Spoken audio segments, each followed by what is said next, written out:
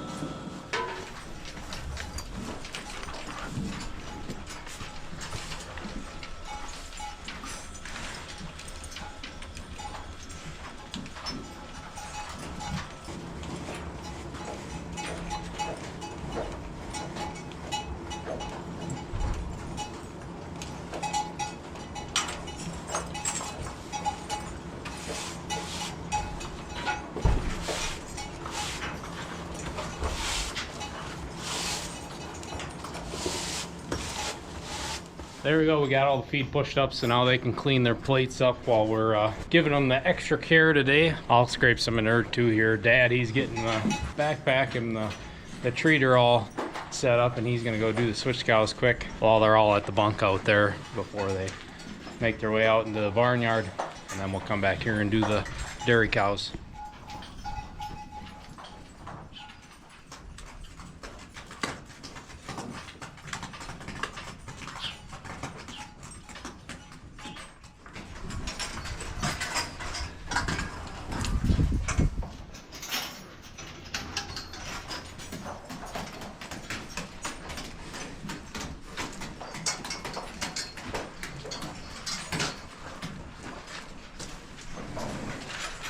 There's a setting on the gun here. They give you this with this product. It goes by weight.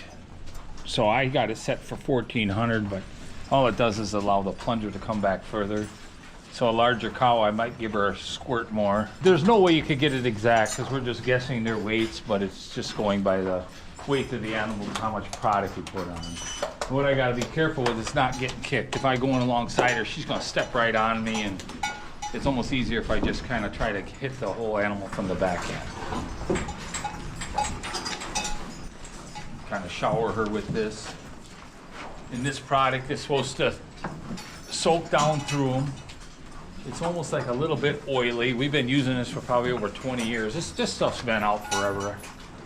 And it's not very cheap, but we do it once a year. It should have been done in like maybe early December or late November for us, as soon as we were done grazing. But it's recommended to use whenever you feel necessary to use it. It's supposed to be weatherproof, like rain or snow isn't gonna wash it off them. And that's gonna take care of lice and all the parasites they might have picked up on pasture or wherever. I mean, I guess in our case right now, I would say lice would be a big one. Simply because they're confined and they're not out in the elements all the time like in the summer. And so what that's supposed to do is soak down through her. It takes time for it to go through the body. It's supposed to be safe to use for dairy and beef, and I know, I think you did this once. Wasn't this your job you were helping a guy once? Yeah, I think it's a pretty common thing for beef guys to do this if they're running cattle through a chute, you know, once or twice a year. In our case, especially with the dairy herd, it's, you know, we're able to do it while they're in the barn. Well, that's the plus of this. Now, the other buildings, what we're going to do is lay out their silages and stuff, and they're going to line up, and I'm going to do the best I can to hit them all as accurate as I can. You're running out. Yeah, I'm out. And what I'm going to do is I got to... So this is a jug that was left over from last year, or last time. So, and it's just a gravity flow. It's an Eprinex, if anybody's asking, and sometimes in a box they'll say how many head it'll treat, but it's all on the weight of the animals. So, and it has an expiration date too. It's still good, it just isn't as good like a lot of things are. So when we get this product, they'll give you this gun with it. I think one year we tried to do this and something happened to my gun. One of my first ones, it was a lot better gun. I liked it better, everything about it. It's kind of a throwaway deal is what ends up happening. So I got a few other ones. Every time you buy a big jug, you get one. It's just part of their program. Yeah, so we'll swap that jug out for the next one and keep moving along. I mean, you could have somebody just carry this alongside you too. It's a little finagling getting these straps put together.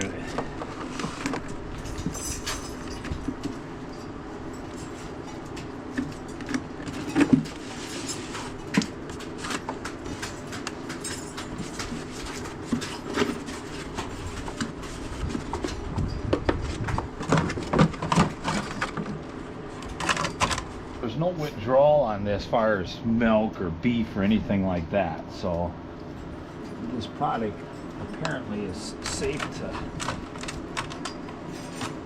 to use that way. But like anything, you just want to be as careful as you can when anytime you're messing with things like this.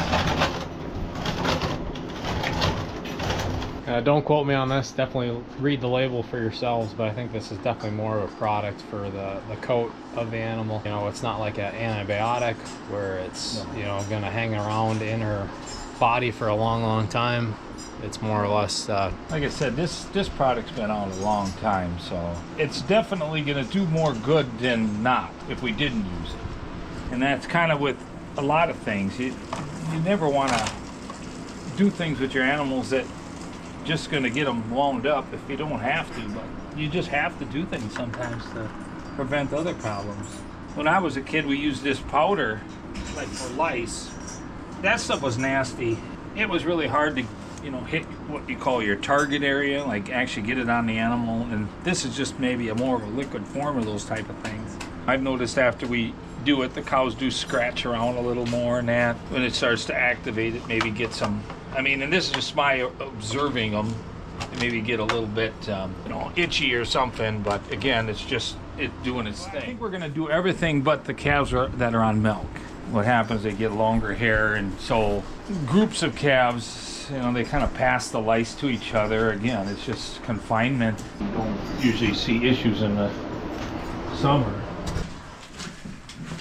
And it's just nice to do them all at once. You know, we do the dairy herd here, we're gonna let them out, and then later on today, we're gonna feed the other animals and do all of them. Yeah, and then some of you might be noticing there's some bandages on a couple hooves here in the barn. Dad had a hoof trimmer out here this last week, and that went really well. You were saying you didn't have to do any blocks this year. Yeah, and blocks are more when there's some swelling or something like that going on, like an abscess or something. And what they do is they put a piece of wood on the one half of the hoof to take the weight off the half that's not right. You know, it's a way of, you know, wearing crutches without. So anyway, we didn't have none of that, but there's a hairy foot wart. Is that's really the bigger issue here. And we only see problems with it during the confinement time. During the summer, I don't see any. This guy will call me up sometimes in the fall when he's in the area. I say, yeah, I have nothing. Everything looks really good. The hooves look good. We're not going to trim them. And then once we get past Christmas, we start noticing some issues. And this is a bug that's in the dirt. It's in the barnyard. Yeah, once you have it, you can't really get rid of it. It's hard to get rid of it. And I think what happens is just like my hands, when the weather gets cold, they crack up a little bit. That's how it gets exposed to them. Yeah.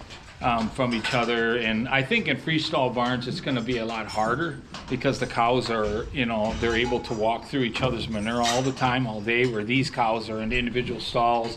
Stall gets cleaned every day. So if she has a wart, it's less chance she passes it to all her neighbors. Do you think you'll have him out again this spring? Or I'm hoping not, because we're into early February already, and that was my goal. We've done it once a year. I don't remember my dad ever doing it, but again, I don't think that hairy foot wart was ever around.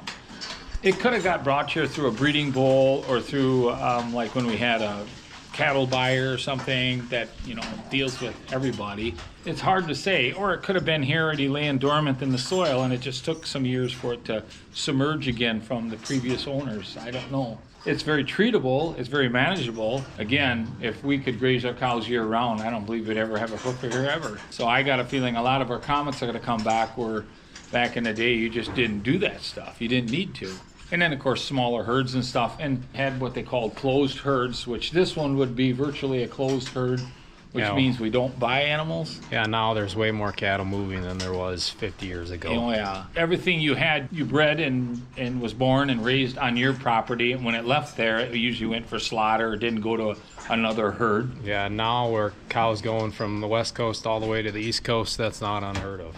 Everything is kind of getting that. And it's just like diseases in people and stuff, too. It's just something that the more we move, the more stuff that can. So a closed herd. So the only thing here is we do buy a breeding bull, which comes from very respectable herds, and he's young. You know, he's examined quite well. If they have any type of hoof issues, especially a breeding bull, they will not be able to sell them.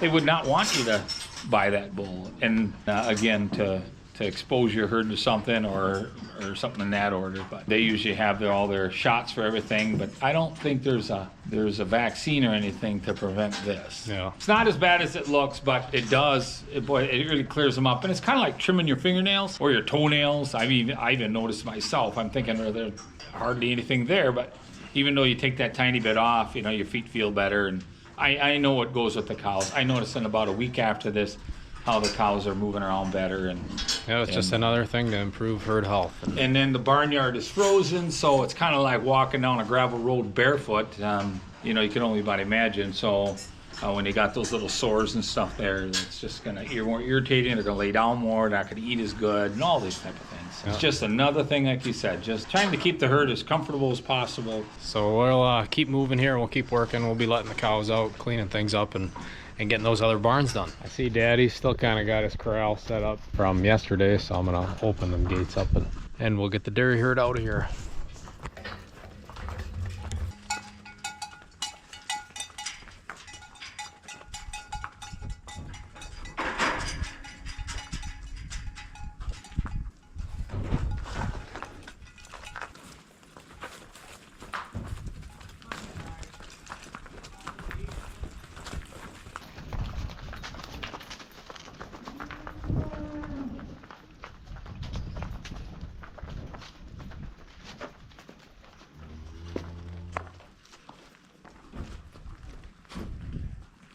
Looks like the dairy herd's taking advantage of us having the gates open to the front pasture here, which is good. They'll be able to stretch their legs and enjoy their time out of the barn, especially with no snow. That's all right to have them on stuff like that. They're not making a mess out there. It's still froze.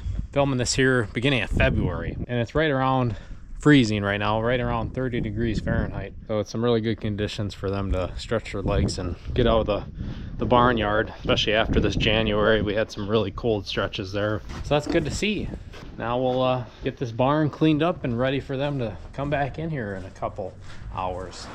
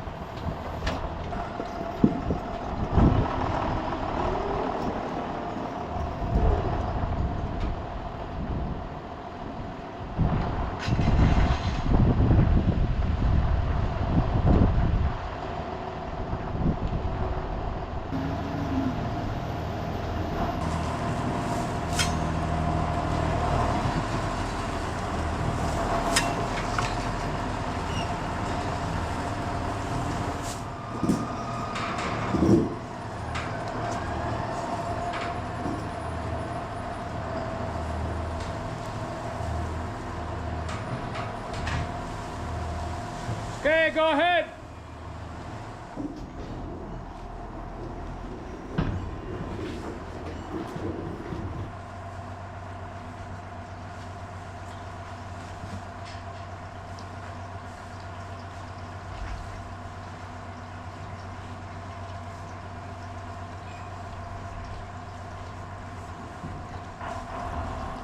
All right, we got all the silage up here.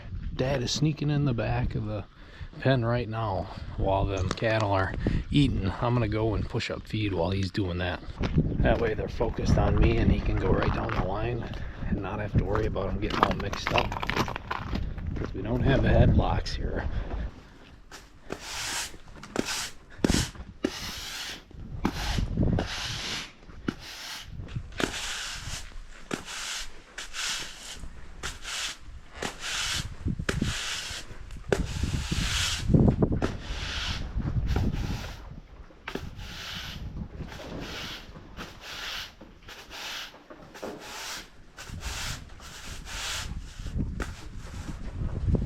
That went pretty dang smooth.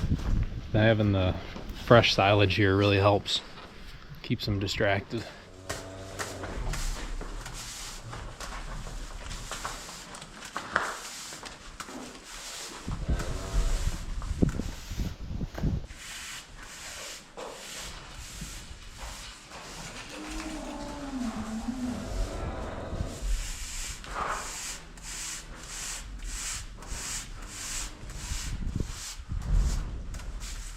This side didn't go quite as nice as the younger side of the barn did, but I think he maybe missed two of them. I guess we'll have to review the footage to see, but while I was distracting, that's what it seemed like. I think he's out in the yard trying to figure it out.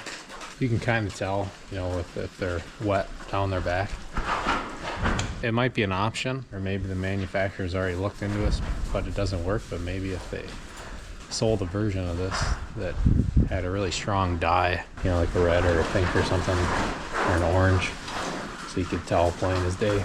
But most guys, I think, are doing it through a chute, or they're locking them in a headlock manger system, so they don't have that as a concern. But for doing it in a big pen here like this, that might be a decent idea. Didn't go too bad.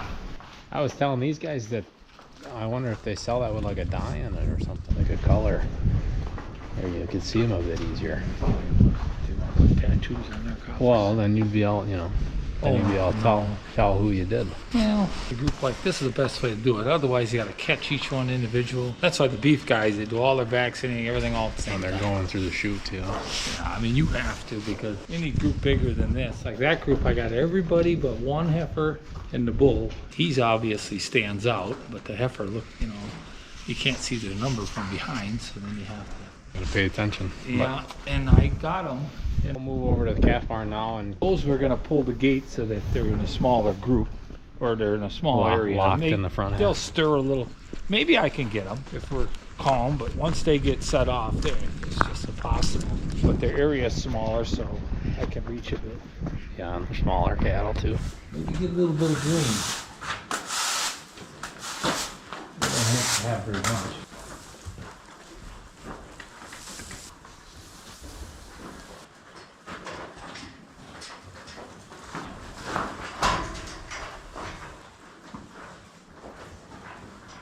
All right, we got all of the cattle treated with that Eprinex. If you guys use something like that on your farm, let us know down in the comments.